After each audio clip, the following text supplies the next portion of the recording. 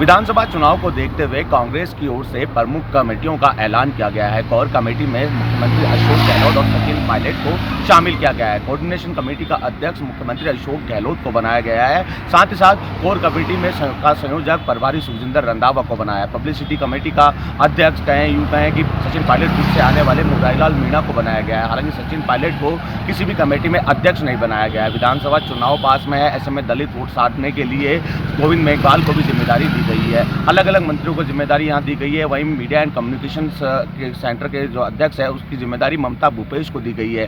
एक तरफ मुख्यमंत्री अशोक गहलोत चाह रहे हैं कि जो विकास की योजना है उनको लेकर जनता के बीच में जाया जाए। हर वर्ग को साधने के लिए अलग अलग जातियों के मंत्रियों को जिम्मेदारी दी गई है। विधानसभा चुनाव पास में मुख्यमंत्री अशोक गहलोत भी लगातार मंथन करने में लगे हैं। प्रभारी सुखजिंदर रंधावा लगातार मंथन करने में लगे हैं और दावेदारों का मन टटोलने की कोशिश की जा रही है। आलाकमान भी जानता है कि विधानसभा चुनाव में जातीय समीकरण जो है बनाने हैं तो कहीं ना कहीं जातियों के जो नेता हैं उनको जिम्मेदारी दी जाए और ऐसा ही जो है जो कमेटियां बनाई गई है उनमें देखने को मिला है। हालांकि मुख्यमंत्री कोऑर्डिनेशन कमेटी के अध्यक्ष रहे हैं। मुख्यमंत्री लगातार दिशा निर्देश भी देने में लगे हैं। लगातार अधिकारियों के साथ मंत्रियों के साथ बैठक मुख्यमंत्री अशोक गहलोत की ओर से रखी जा रही है। अलग अलग पदाधिकारियों को जिम्मेदारी दी गई है ताकि जनता के बीच में जाकर जनता का मन टटोला जा सके। मुख्यमंत्री भी लगातार कहते हुए नजर आ रहे हैं कि हम सत्ता में रिपीट करेंगे। जो परिपाटी चली आ रही है 5 साल कांग्रेस 5 साल बीजेपी, इसको खत्म करने की कोशिश करेंगे और हम इस बार वापस मैदान में आएंगे। हालांकि मुख्यमंत्री लगातार ताबड़तोड़ जो है जिलों का दौरा भी करने में लगे हैं। जिलों के दौरे के माध्यम से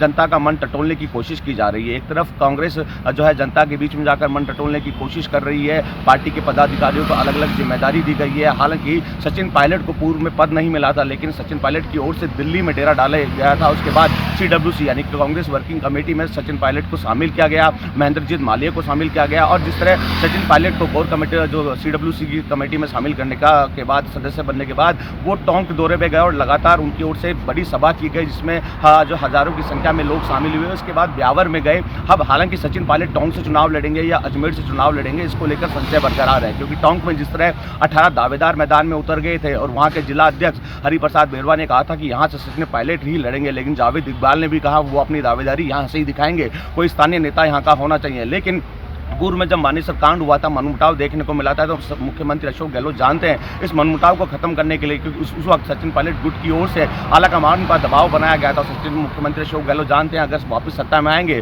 तो सचिन पायलट और उनके गुट के विधायकों की ओर से दबाव बनाने की कोशिश की जाएगी। ऐसे में मुख्यमंत्री अशोक गहलोत अपनी जादूगरी यहाँ साफ तौर पर दिखाने में लगे हैं। कमेटी में जो बनाती दी गई है, लेकिन इसमें अधिकतर चेहरे मुख्यमंत्री अशोक गहलोत गुट के आते हैं। हालांकि मुरारीलाल मीणा को जरूर जिम्मेदारी दी गई है पब्लिसिटी कमेटी के अध्यक्ष के तौर पर, लेकिन कोऑर्डिनेशन पूरा मुख्यमंत्री अशोक गहलोत के पास होगा। मुख्यमंत्री के निर्देश पर ही जो है कमेटियां काम करेंगी। प्रभारी सुखजिंदर रंधावा को भी कोर कमेटी में का संयोजक बनाया गया है। बहरहाल कांग्रेस ने कमेटियों का ऐलान कर दिया है। लगातार जमीनी हकीकत जो है तराशने की भी कोशिश की जा रही है। साथ ही साथ जनता का मन टटोलने की भी कोशिश कांग्रेस की ओर से की जा रही है। बहरहाल कमेटियां बना दी गई है, अलग अलग जिम्मेदारी दे दी गई है और जिम्मेदारी मिलने के बाद ये कमेटियां लगातार अलग जिलों में जाकर कार्यकर्ताओं के साथ संवाद करेंगे, पदाधिकारियों के साथ संवाद करेंगे। साथ ही साथ जनता का मन टटोलने की कोशिश भी की जाएगी।